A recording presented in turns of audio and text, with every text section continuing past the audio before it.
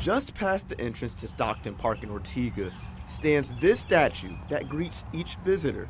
It's fairly new to the park, but it does tell a story, outlined not only by the display, but this plaque.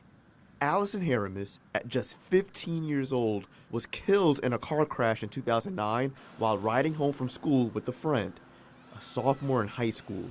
Allison was Drew Haramis's only daughter.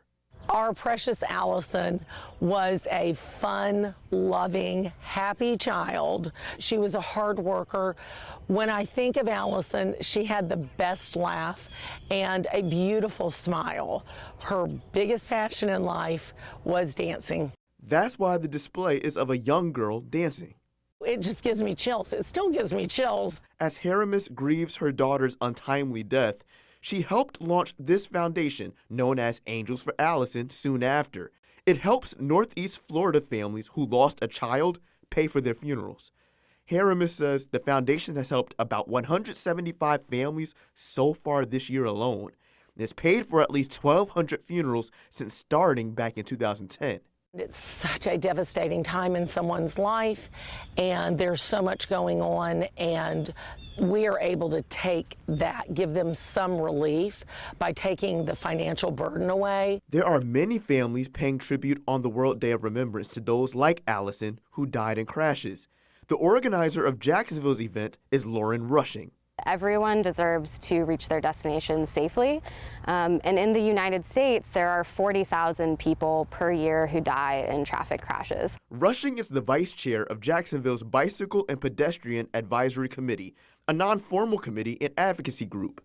She says it's made up of transportation professionals and residents with a common goal of making Jacksonville more walkable and bike-friendly.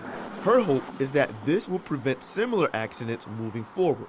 In Jacksonville, we've lost just this year over 120 people on our roadways in traffic crashes. We've also looked at the data between 2021 and 2023, so a 3-year time period. We've lost 508 people in traffic crashes on Jacksonville's roadways. To help combat that, Rushing says the city has applied and received federal grants to help in its effort for improving traffic safety. In particular, one grant being used right now is allowing the city to form what's called a Vision Zero Action Plan. It's an aggressive strategy to try and eliminate all traffic fatalities and reduce serious injuries in half, all by 2035.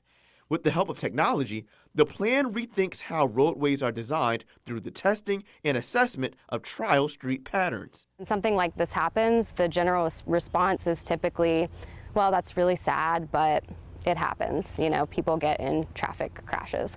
And so the World Day of Remembrance is an opportunity to say, no, things don't have to be this way. These traffic deaths and serious injuries are preventable, and other communities have demonstrated that this is a preventable crisis. So we need to act now to save lives. For Haramis, she finds peace in speaking with others who are dealing with the same pain she endures daily. I think it's very helpful for us to be able to lean on each other and just be there for the people that have gone through such a terrible tragedy as we have. It's just a big part of the healing process. Rushing says she's doing what she can with hopes of keeping families like the Haramises from experiencing these losses. We know the cure to this epidemic, and it's about getting out there and taking the action that needs to be taken to prevent these crashes.